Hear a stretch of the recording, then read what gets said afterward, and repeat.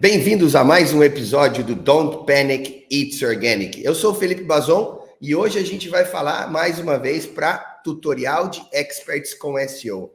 E dessa vez com um tema muito interessante que é como construir e escalar uma agência de SEO.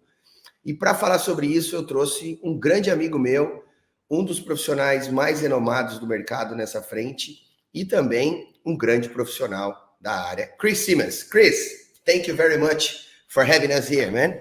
Desculpe, For being with us, actually. Portuguese. I'm sorry, Don't everyone worry, who man. might be watching this expecting me to try more, but that would be embarrassing. Hello, how are you? I'm very good, Chris. Thank you very much. It's a pleasure to have you here. We have been talking about this for a while. Actually, not for a while, but I've been meaning to invite you since... You've invited me twice. Yeah. Once at SC on the beach, and we both forgot. And then the second time you invited me a few weeks ago was the first time I remembered I'd already been invited once.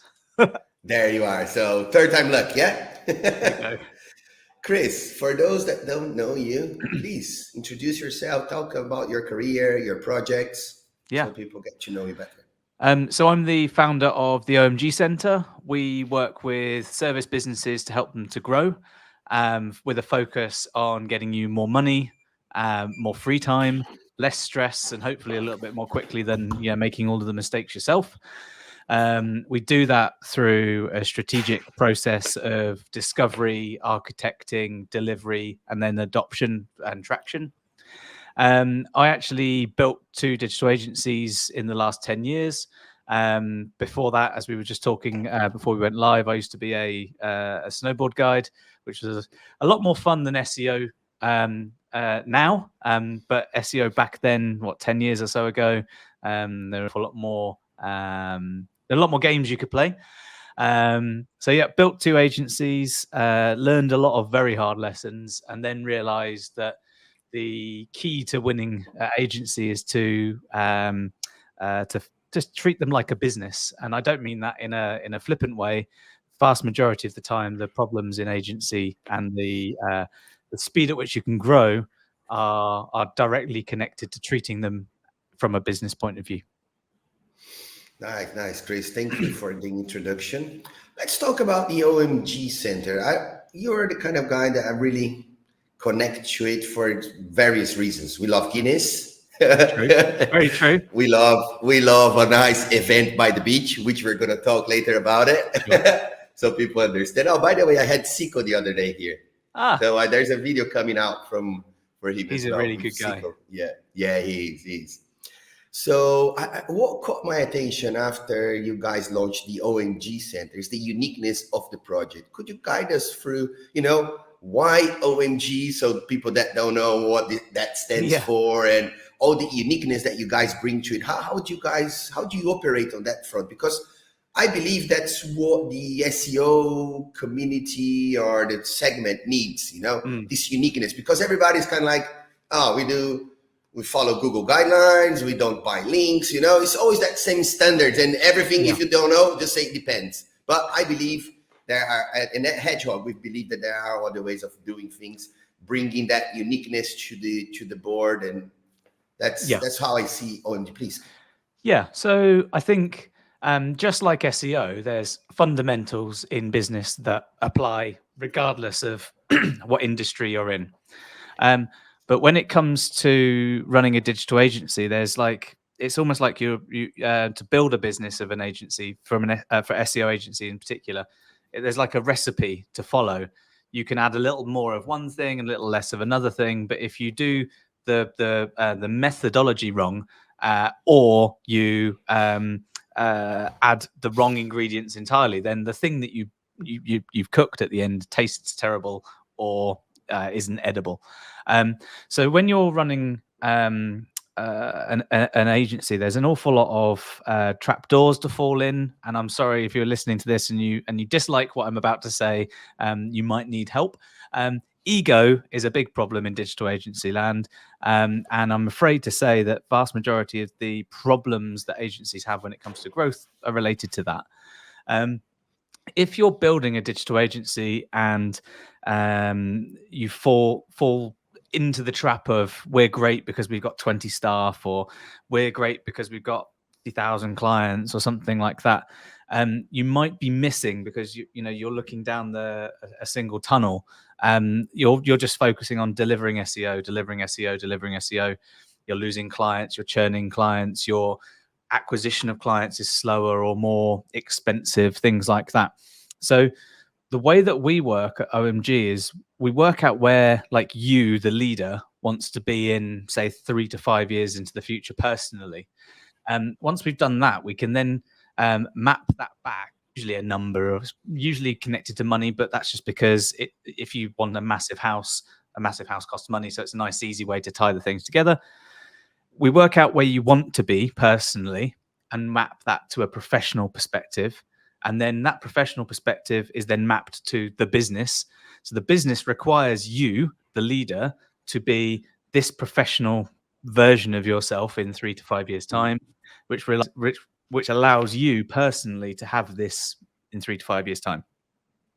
Then we look at where you are right now, and wherever you are sort of now, depending on clients, staff, personal, professional perspective, where you want to go, that bit in the middle, the gap, that's the stuff that needs to get done, fixed, redone. Some of that's really easy. Well, everything's relative when it comes to these sorts of things, but some of it's things like messaging and positioning. Some of it's got a little thumbs up there, thank you. Some of it's messaging and positioning. Some of it's a little bit more complicated, such as building like full sales and marketing pipelines that actually don't need the owner to be involved.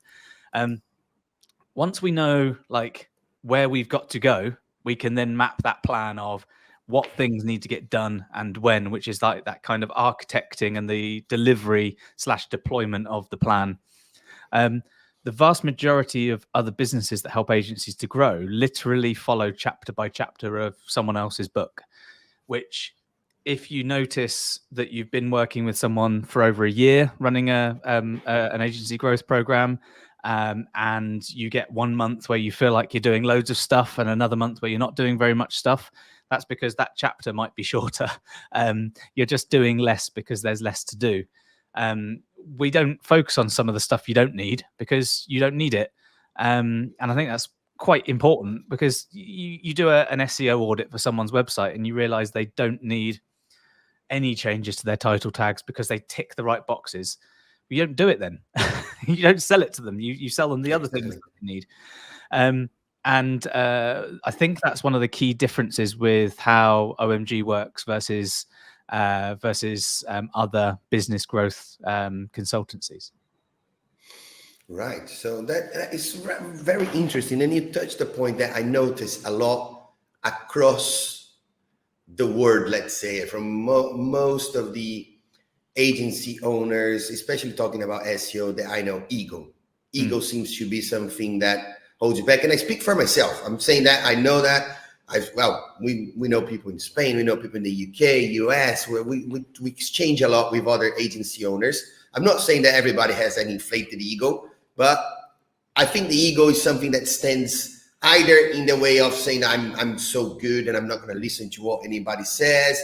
I'm so good because I've achieved this and that, and I work with those clients. And especially because as professionals, we kind of like build that reputation prior to either working on an agency or in-house, and you come with that thing, especially if you talk at other places. And so, and you're hearing that, you're saying, I'm talking about myself, because I, to a certain extent, until we kind of start talking about it, I understood how OMG could help us. I noticed the ego was holding me back because I was too rigorous sometimes with the team, because I was worried what's going to people saying about, not just about Hedgehog, but about Felipe's agency and so on. Yeah. The minute I allowed let go of that ego, I started growing. Is that something that you see a lot, Chris? And how can people work with that? I'm learning that. I wouldn't say the hard way, because that's how you learn. You know, if you commit mistakes, you analyze how you're doing, how you're performing, then you evolve. Yeah. So why the ego? Why do you think that happens? So I'll say one thing and then I'll come back to your question. Okay. A lot of this is similar to someone who's unhealthy and they need to exercise. So they go and buy the pair of trainers, but they don't go running. Running is horrible, by the way. I hate it. But if you don't go running, or you don't do the exercise that you know you have to do in order to get healthier, then you're not going to get healthier. And you can buy all of the podcasts and all of the books and all of the magazines and all of the equipment. If you don't use it, then you go nowhere. The same comes with agency, and to grow an agency, you need to take some pain. It's a business. It absolutely isn't about the SEO almost at all. It absolutely isn't about the PPC or whatever the service is that you deliver. It's almost always about how you do that stuff and how you run it. And I think, to come to your question around the ego aspect of stuff, it's the industry itself grew by people testing and learning and doing cool things. And it's not that hard to do this stuff. It's very hard to be excellent at this stuff.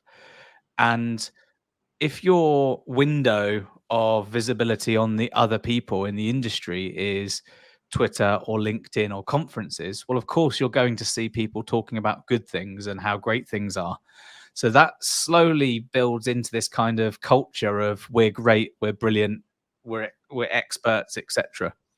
And it's not a case of just because you've got an ego, you're a bad person. Sometimes you've fallen in the trap. When you go to a conference, you say, someone says, "Oh, Felipe, what is it you do?" You say, "Oh, I run Hedgehog Digital, an agency in Brazil." The next question they'll ask you is, "How many people do you have? How many staff do you have?" Doesn't matter. It just doesn't matter.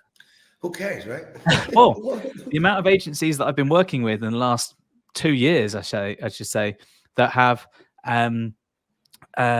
15 plus staff. But when we do a cash flow forecast and we look at how much money's coming out at the end in profit, well, it doesn't matter if they've got 50 staff or 3 staff. If you've not got a decent profit margin, then it's not a business. You are literally running it for your own ego. So it's good to have one because it drives that kind of competitive aspect that everyone needs to run a business. But if that's the thing that you use to differentiate how good you are or how far you can go, you will end up with 3% net profit at the end of a month or at the end of a year, and have had a really stressful time and realized there's nothing to show for it.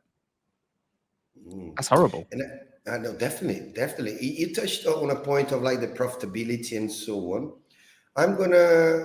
We've been talking a lot about this together as we're running our project with Hedgehog. But in my case, what I've learned was that my ego was holding back my team because I was, to a certain extent, micromanaging it because I didn't want anything bad to come out, or if they commit mistakes, I was worried about, what can people say? Oh, Felipe's agency missed a title, something like that. And that I saw was holding us back. And I kind of I put my team evolution in a halt.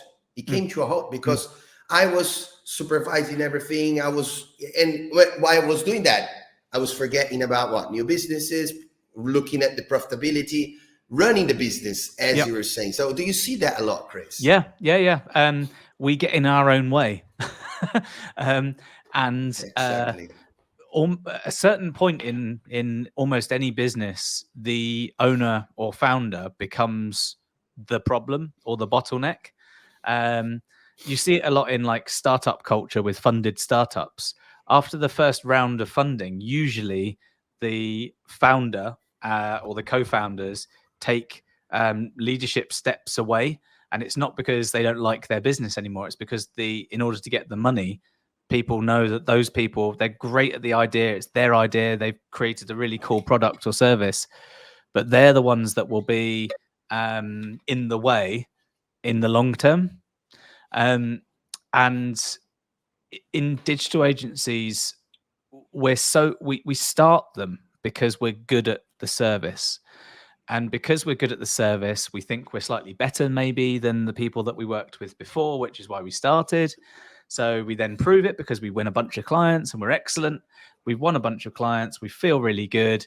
And then you realize, oh, I've hired all these people, and to save a few pounds, to save a few dollars, to save a few reais, you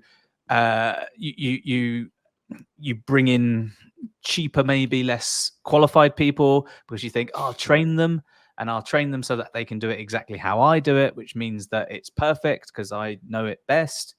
Or you bring in people who are experts and brilliant, but they do it slightly differently, and then you get in their way.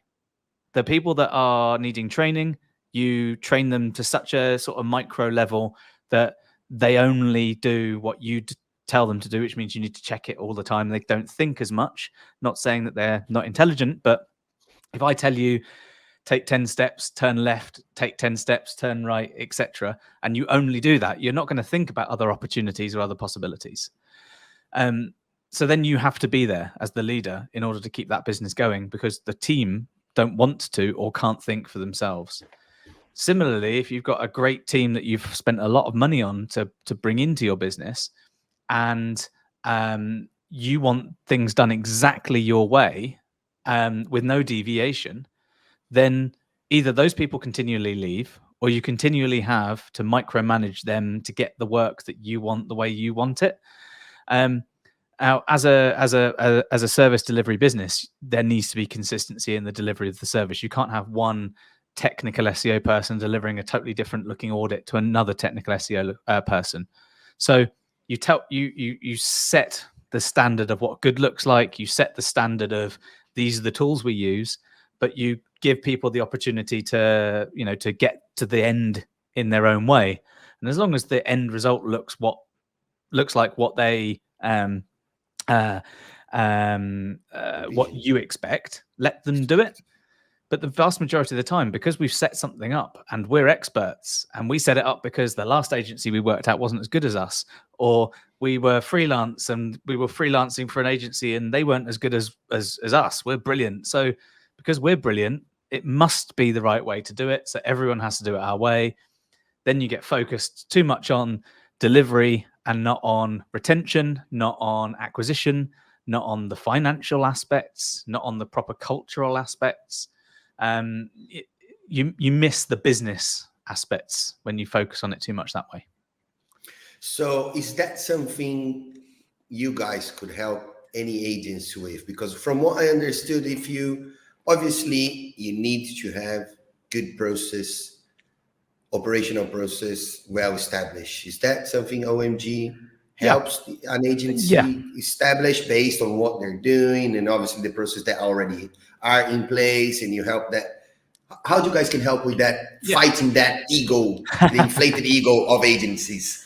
If you could say that. Yes, absolutely. So how we help fight it absolutely depends on what needs fighting, for obvious reasons.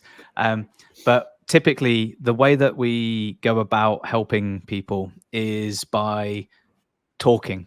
I rather you, Felipe, come to your own conclusion and you realize that we should change 1, 2, or 3 things, than me look at it and go, I know he needs to change these 3 things, because you need to be the owner of the business and you need to lead the business. So if we look at processes as a good example, do you know what? I think there's only one agency I can think of in the last 2 years which hasn't needed this help. Almost every agency I can think of has got their processes written down as a Google Doc with links and videos, or a version of that kind of thing, or 50 steps in ClickUp or Asana or something like that. Those aren't the right things for a digital agency. They're really important if you've hired offshore workers who are just like VAs who don't understand the concepts but are able to do tick, tick, tick, tick, tick. But any kind of thinking-based tasks shouldn't be that kind of defined. You need to be setting what good looks like, showing people how to think to get to the end result, showing examples, and then monitoring the quality of the output. The way that we can help with that kind of thing is, first of all, looking and seeing what you've got, but asking questions which ultimately come round to the outcome of, I think we might need to do it differently. Do you have your team telling you that they don't have enough time to do all of their work? Or do you find that people get their work done and say they're busy, but you're pretty sure they've got lots of free time, but you just don't know? Do you have times where one report for one client delivered by one person will look completely different to another report from another person at another time? Those are the kinds of things which start to think, well, I might not have the right operational processes here. And you don't want to force people to work on a narrow path, but you need to make sure that it's measurable, it's repeatable, and it's consistent. And if you can't do that in a way that allows you to, as the leader, only look at the top layer before you know that if you've got 30 clients as the leader, you want to look at the top layer and go, that one client I need to spend more time looking into, and I'll have a meeting with the person delivering it. If we just delivered, here's your SOPs or here's your processes in a box, you'd say, thanks very much, Chris, these look great, and then you'd never use them. So we help you by talking to you about how you deliver your services, then help you come to the right conclusion to build the services process as best and easy as possible. Got it. So would you say that agencies that, in that sense, if they're using deliverables instead of hours to provide the service, which one would be better, saying what you said? Because if you kind of like wrap up all your services into deliverables, like 2 pages, 10 articles, 5 links, you're kind of like letting your team just work around what they need to deliver instead of focusing on results. Am I correct in thinking that? Or it will depend, obviously. So from the client's point of view, you sell them deliverables. He wants assurances. From the internal point of view, those deliverables have to translate to something measurable like time. Right. That way you can understand whether someone has enough time to do their jobs, and you can afford them because of their day rate or their hourly rate to do the work for the client. So the client, and I really hope that 22 and a half minutes in, someone's listening to this right now, because this is the key bloody point. Am I allowed to swear or not? Hopefully, can. Yes, you can. Clients do not give a fuck about SEO or PPC or web design or CRO or email marketing. They only care about what that does for them. They don't care that you're going to do 14 hours of SEO each month, or spend 15 hours a month on press releases or digital PR. They don't care. They do to a certain degree because they want to know what's being done. But what they care about is the work we will do will get you from where you are to where you want to be, because they want to know that you can get them from A to B. If you get them from A to B quickly, they're happy. If you get them from A to B slowly, but they pay less, they're fine. But they don't care how you get them there, as long as it's ethical and legal, So if you take out of the equation from your mind's eye that a client wants to know how many hours you're spending on your work, you're telling them we're going to do SEO, and the SEO deliverables that we do will be one of these 400 different deliverables over the course of 6 to 12 months or 18 months, depending on the audit that we do on month 1. Once we've done the audit on month 1, we can plot what work will get done in which month and things like that. And if they ask how long something's going to take, you tell them it will be an average of this many hours across a month, which is roughly 45 minutes a day, but we're not sitting on the account every day. But you need to be able to map that internally to someone's time to deliver the work, especially if you use outside support, because you quickly erode your profit margins if you don't know how much that time is costing you. If you've got someone who's on an annual salary and they're on, let's say 12,000 is a nice easy number. 12,000 is their salary every year. 1,000 is their salary every month. And they have 10 days a month. They are on 100 per day. That's their salary, 100 a day. But if you build that person to the client for 100 a day, you're not making any profit. If you've built that person X deliverable per day across multiple clients, you're spending 100 still, but the client's getting the deliverables, which are made up out of 10 to 12,000 per month. So don't sell time because they don't care. If they care, maybe they're considering you as more of a consultancy.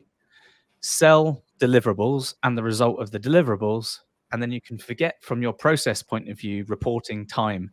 But internally, you absolutely need to have some kind of measure on time. All right. This is more or less what we do. And what you said is something that, well, my team will listen to this as well. So guys, what I'm always telling you, clients want results. They don't care if you're giving them 8 articles or 5 links, as long as they are on top of Google for the search terms that relate to their products. If that's bringing the right traffic and is that generating them money, right? This is what we think. Obviously, you need to give client assurances of what they're getting out of with their money. They want to see, because especially with SEO, it takes time for you to show the results. In that meantime, they want to see what they're paying for. So that's where you show what was done, the deliverables, the articles, the pages, and so on. But in the end of the day, when results starts coming, they don't care about if you build 5 links or if you build 10 links, as long as the traffic went up, conversions went up, revenue went up. Right? And you'd say to a client, if they said, how many links will I get per month? You'd say, well, we're aiming for 5. Some months we might get 10. Other months we might get 3. But in general, we're aiming for 5. Or if they say, we want to know exactly how many links we're going to get, you say, you will get 5 per month. But if it takes you 1 hour to get 5 links, great for the business. If it takes you 50 days to get 5 links, bad for the business. So you need to make sure your processes allow that deliverable to be delivered profitably. Perfect. All that said, Chris, I think we laid the ground for the most important questions. It depends, Felipe. Yeah, I know. I know. Well, I think that question doesn't, maybe it depends is not going to sound like a good answer. It depends. It will depend. Okay, let's see. Ask me. Say, people, for those that want to start building their SEO agency, how to structure the agency?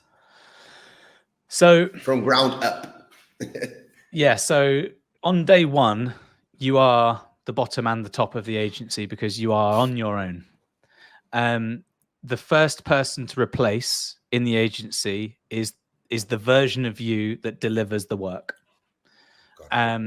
You should try as quickly as possible to take yourself away from working in the business and focus more on working on the business. And that's setting the operational structures. That's the setting of the vision and the maintaining of the team and all of those sorts of things.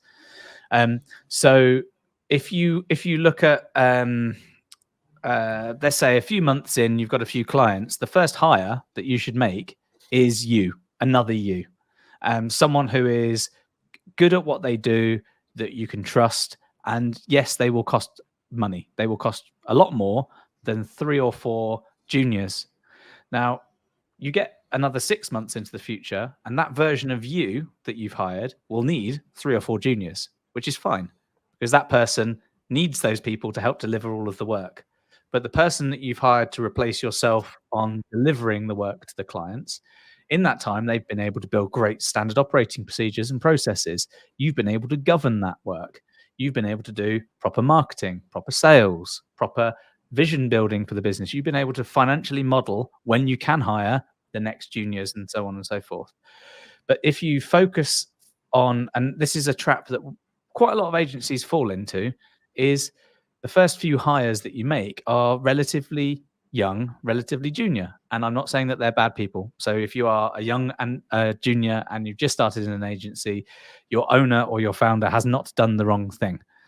What I am saying is that if you hire in a junior as one of your first hires, and the team is 2 or 3 people, and it's owner and a couple of juniors, that owner is spending an awful lot more time focused on supporting you, growing the deliverables, making the strategic aspect, the strategic decisions for clients, not for the business. And then eventually that owner needs to jump away and focus on the business because clients leave and so on. And you juniors are then left with, how the hell do I do this job? Because I'm not being told what to do every second. If you can afford to hire your first main person, and that main person be a replacement for you to deliver your services at the basic level, at the very least at the basic level, to like do the audits and the strategies and then some of the deliverables, that person is the one that you really need first. Then you work on a you look at if just Google organizational structure and you'll see a typical tree or organogram, whatever it's called.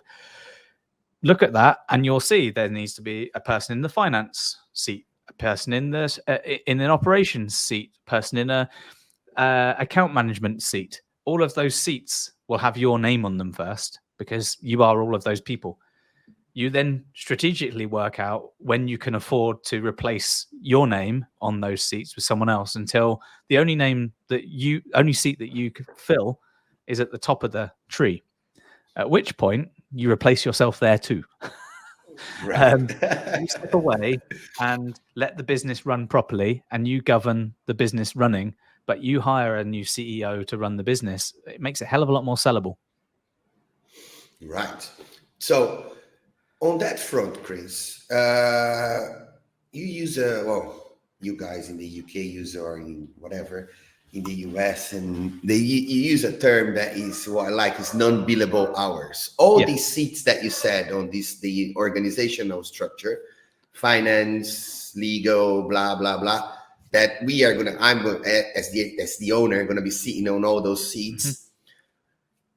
When you need to hire those people, they don't really generate productivity to you because they are working on accountant, they are working on contracts, they are working. How to get to that point? Because that's the tricky part, right? Because obviously once you can afford, but that can take time.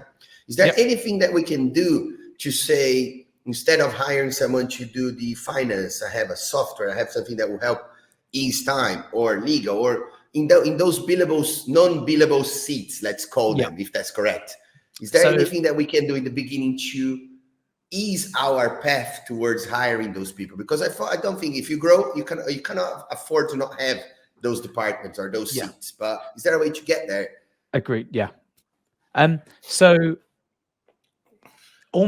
aside from a operations director or operations manager or head of operations, whatever that person's called, that's the only non-billable role which you absolutely have to hire in your business. You can't have a part-time person who runs all of your operations, which is your processes, and making sure that actual deliverables get done on time and the capacity is managed. That person has to be a full-time, non-billable in the business, and eventually it's a non-negotiable. Finance, yes, you hire an accountant, you hire a financial advisor. Legal, you hire a lawyer, and you get them on a contract which allows you to have, I don't know, once a year they review your contract and make changes if needed and things like that. Everything else that is non-billable can almost always be outsourced or bought in. And so, for example, in the UK, in particular, there's a really good accounting software called Xero. In the UK, US, and Europe, there's Sage and QuickBooks and things like that. If you've got a good accountant, they plug into those pieces of software, which means all of your bills that you have to pay and things like that, they go in that software automatically. Makes it really easy for your accountant to manage those things. Then if you have someone who's involved in HR, they can give you your handbooks and your staff contracts and help handle employment disputes. Now, Those are non-billable people, which you would buy their time in the same way you sell your SEO. You buy them into the business, you buy them into the agency as you put their name on that business's name in the seat instead of yours. That works well, and there's no reason why you can't do those kinds of things. But those things have a cost anyway. And the problem with filling all of these seats, these non-billable seats, without costing things properly, is that you think, this is great, 100,000 HAIs this month in revenue, and you look at the cost to deliver that, and you go, it's only 3 members of staff, but you haven't then added the accountant, the lawyer, the HR, the this, the that, the tool, the software, and then you realize that you're not making the right profit margin. So whenever you decide to take your name off of that seat or that box in the chart and replace it, do the mathematics to work out whether or not it's cheaper to replace it with someone in your team, in the business, or whether it's to replace them with an outsourced service. But always add those costs to your cash flow forecasts, add those costs to your cost calculator, so that you can make sure that every client has a healthy margin on it for you. Right. That said, that leads us to another very tricky part of the business, which is pricing our services. How to build that structure, Chris? What can you tell our friends that already have an agency, are building one, are scaling up one? What are the traps and how to create the ideal pricing structures for your SEO services? It's really easy, but also really hard. I like that. So I'll tell you the easy version. The easy version is you find out how much it costs you to do it, and then you work out how much is how much you can sell it for, but without someone laughing at you. That's easy, but it's not really that easy, obviously. So what we do is we build like a cost calculator. I think I've shown you a version of it, Felipe, where every person and every deliverable has a cost to it. That's the cost to your business. So if, again, for example, Felipe, you don't take a good salary from your business, so you only take 12,000 HAIs a year. Well, that's terrible. But that means that you cost 1,000 per month, which then means that across 20 days in a month, you cost the business 50 HAIs per day. Okay. You know that you have 20 days that you can work, and you cost the business 50 per day.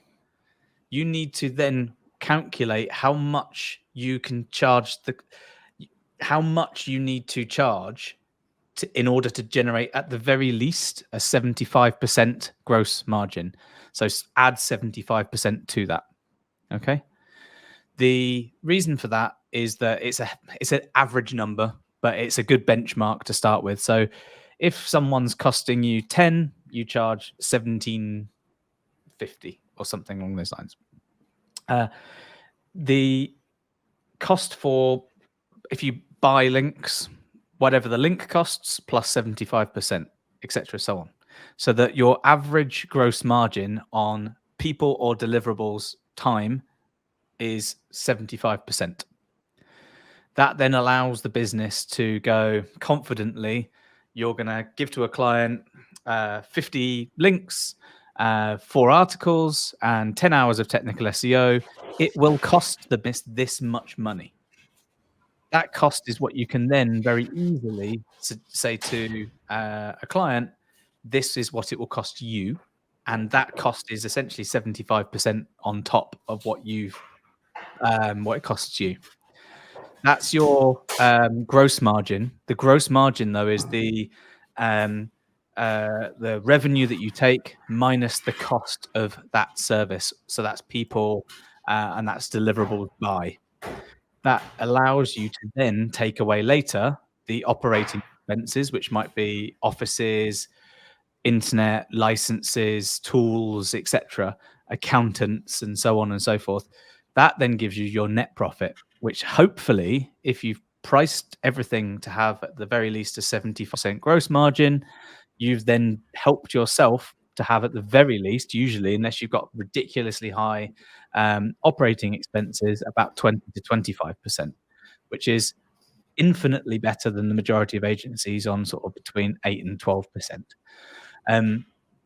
The first thing you do if your profit margins are too low at that point is you've got two choices, well, three really. First choice, put your prices up. That doesn't change your profit margin. That just increases the amount of profit at the end. Reduce your operational costs. So close the office, sell the Lamborghini, or reduce the cost of doing the services, which is either less time or less deliverables or cheaper deliverables or cheaper time.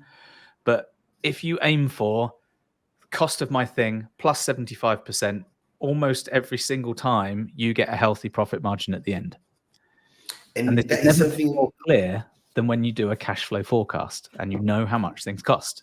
Yeah, sorry, I was going to interrupt you, but I was going to say, Chris, it's interesting because that is something that sounds, we are finding out that it could be universal, right? Because when we did the one for Hedgehog and you were correlating to the clients that you work in the UK and other areas, that gross profit margin of 75% to reach the actual profitability that we are aiming for, around 25, 30%. Yeah.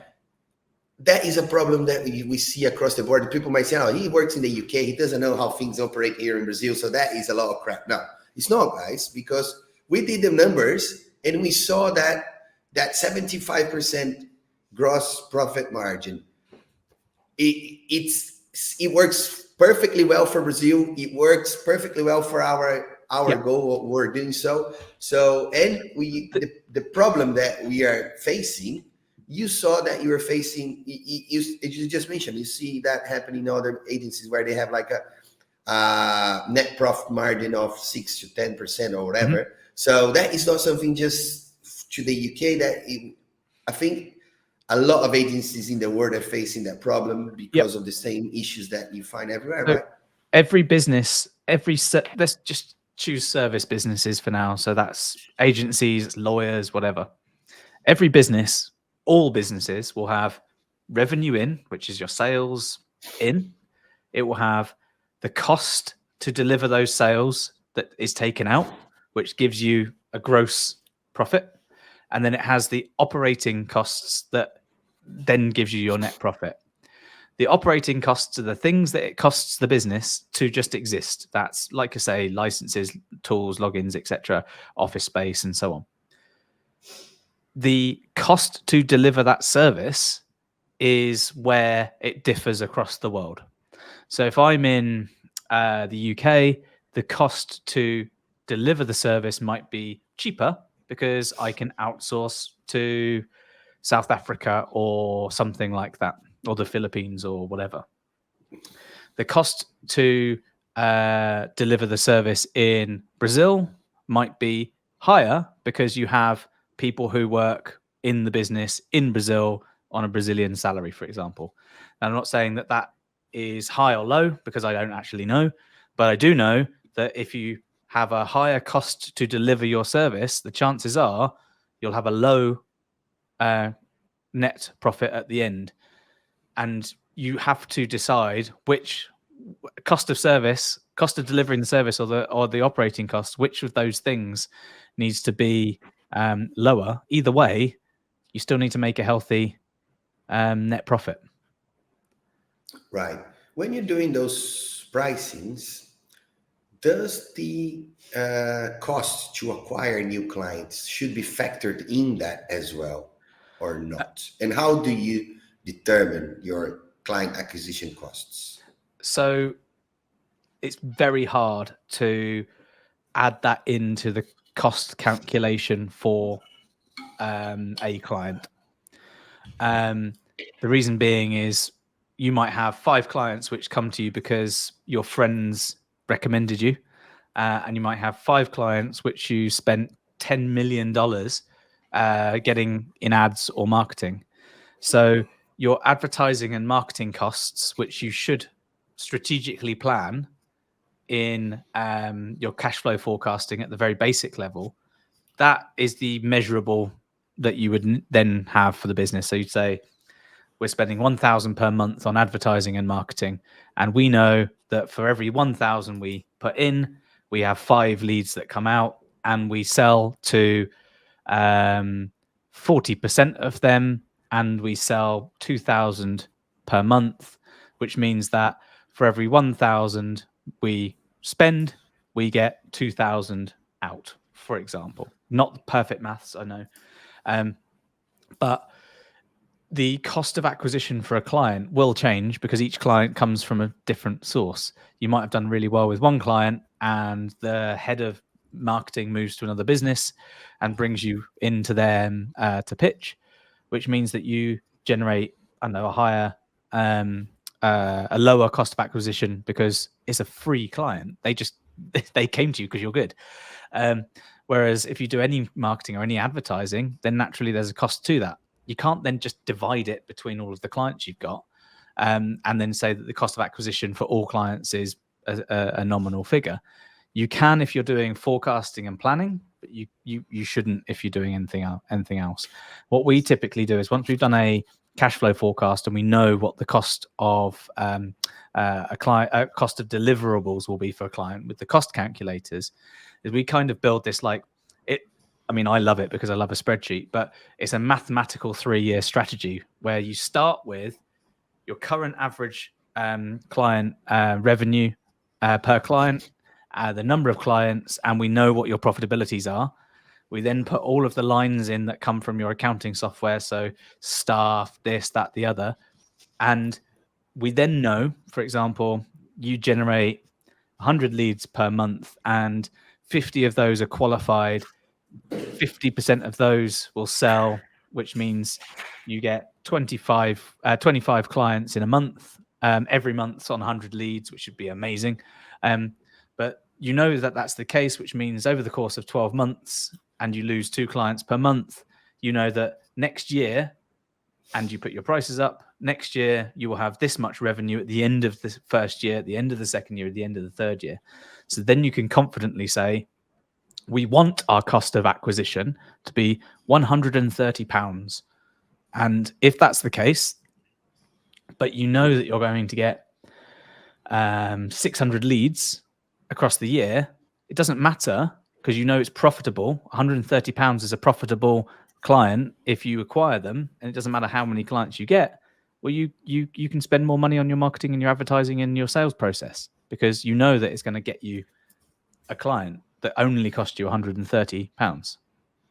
So am I correct in thinking that the client acquisition costs or the cost to acquire a new client should be factored in your marketing budget? So that will define, once you know that or roughly know how much you get, it costs to get a new client, it's what's kind of like going to guide your marketing investments, your marketing budget or not. Basically, yeah. So let's say we've done a cash flow forecast and we've not included advertising and marketing in it. And we can see at the end of every month, you have 10,000 reais or £10,000 or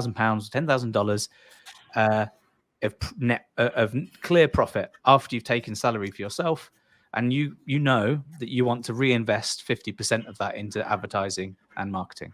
So that's 5,000 per month, every month, roughly. And we've done the forecast, and we know that if these things remain true, then this will also remain true. You can then confidently say, where can I spend that 5,000 that I know will generate a return? So depending on the industry or the client that you're trying to target, if you're trying to target B2B window salesman, I'm looking at a window, sorry. That's the best example I can think of right now. B2B window salesman. Well, there's no point in spending $5,000 on Facebook ads because they're not there. They've got 2 conferences in a year, and it's going to cost you £2,000 or $2,000 to go to that conference twice a year. So that's 4,000 out of your 60,000 budget. Done. But you know it's going to generate 10 leads. So you can add 10 leads, cost here, number of leads it will generate.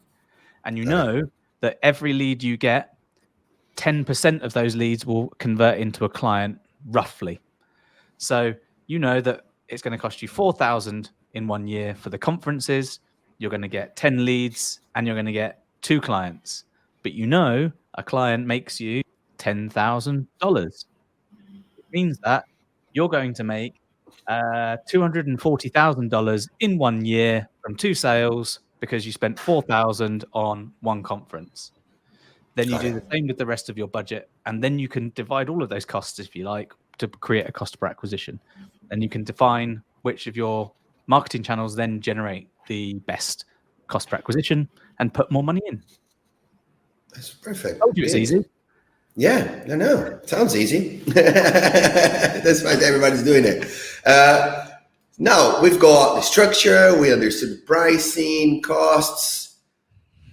How to scale up, Chris? How to grow? Right. This is one that actually does really depend. It really depends on what you, the founder, want in life. Interesting. If you want a hugely profitable business that makes not just a high profit margin, but a high profit figure at the end of every year, and you can buy properties or you can go on holiday 4 times a year or whatever that might well be, that tells you the things that the business needs to look like in order for it to generate that. So to give you a good example, I was working with an agency at the end of last year, and it was not all that they wanted, but what they really wanted was to be able to have a house with no debt, and they wanted to be able to take 2 holidays with their children per year. Now, to some people, that doesn't sound amazing, but to that person it was, and that's what they wanted.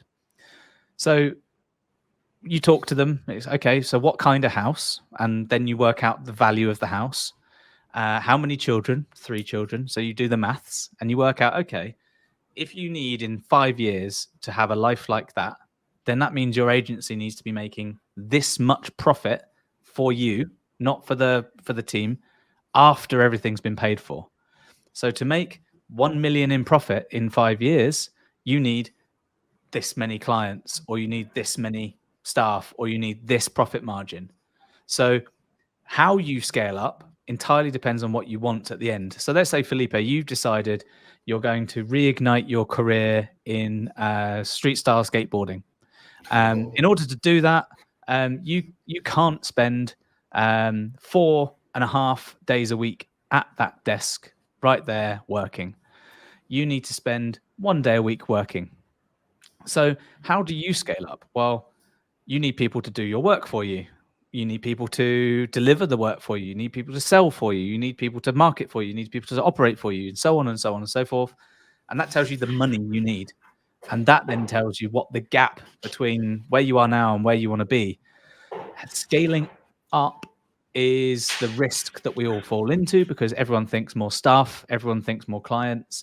Some people just want more profit. Some people want to have a sellable business. So if you want to sell your agency, build an agency you do not need to be in.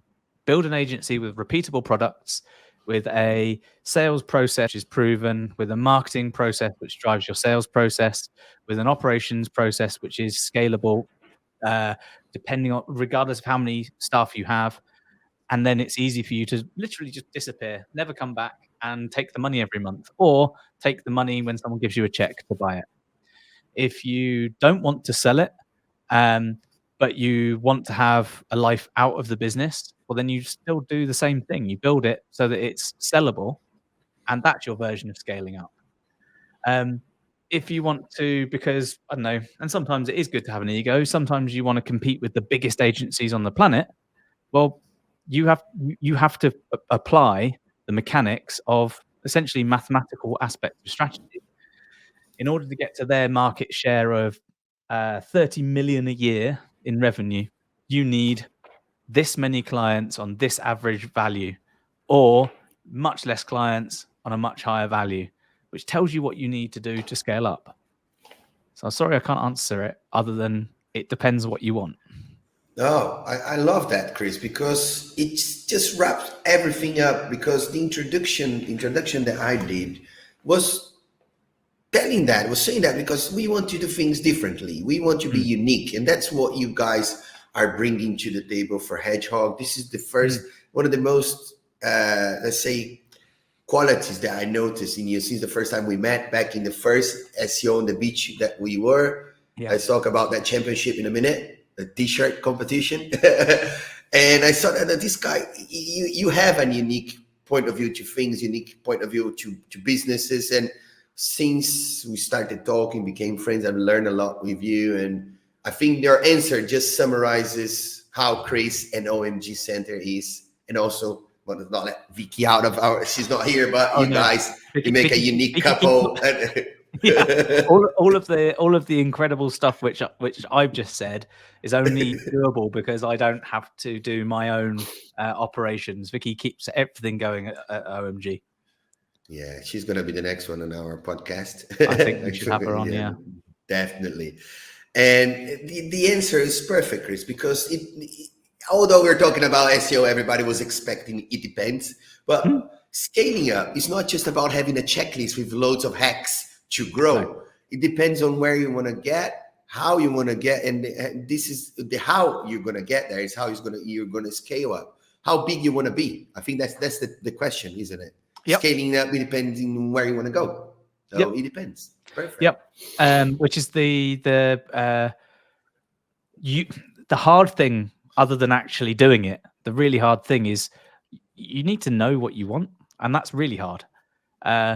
Like what I want today might be completely different to tomorrow, but in general, on average, I know that I really want this and this and this. You've got to be really, really sure what you want because it should define all of the things you do to scale up. Perfect. Chris, that's been a very amazing chat with you, an incredible time here. Thank you very much for your answers and sharing your knowledge. Any last words for our audience here in Brazil?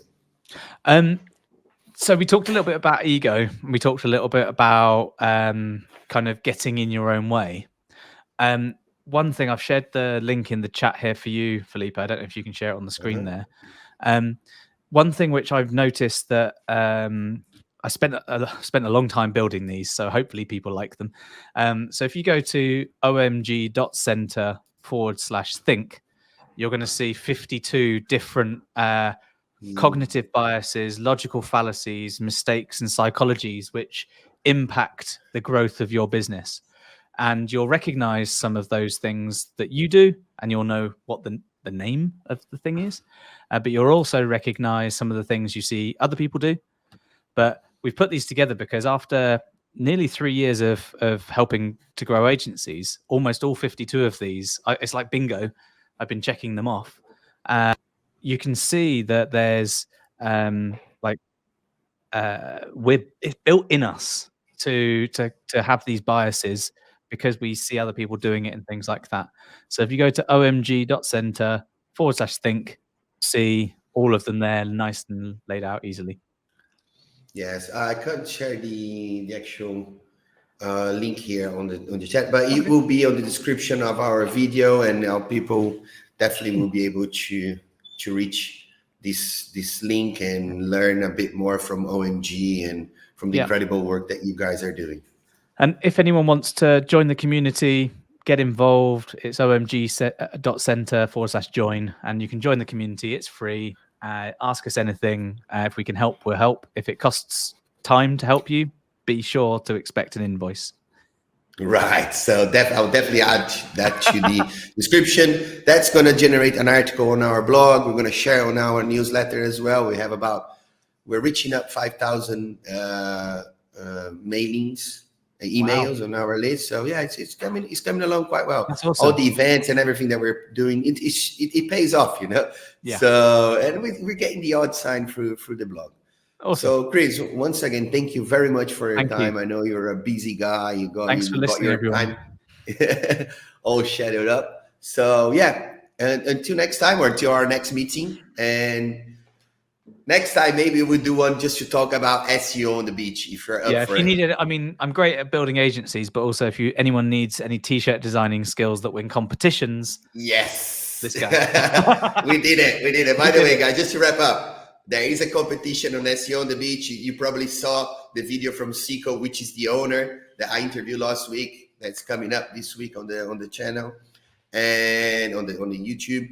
So we won the t-shirt competition called Camiseo on the beach. So Camiseo with SEO on the beach. We won that championship of that competition, let's say it. Yeah. Not championship, too much, right? The competition at the event. So Chris came up with a very unique idea. We might share the video with you guys at some point.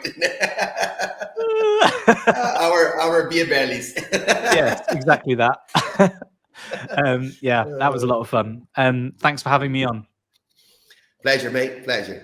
E foi isso, galera. Mais um episódio no tutorial de experts com SEO, de como construir e escalar a sua agência de SEO. Não esquece de assinar o canal por aqui ou por ali.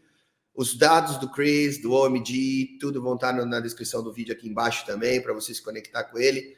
Não perca a oportunidade de entrar na comunidade. Tá todo em inglês, mas vai dar para vocês aprenderem bastante coisa. E até a próxima aqui no Don't Panic, It's Organic.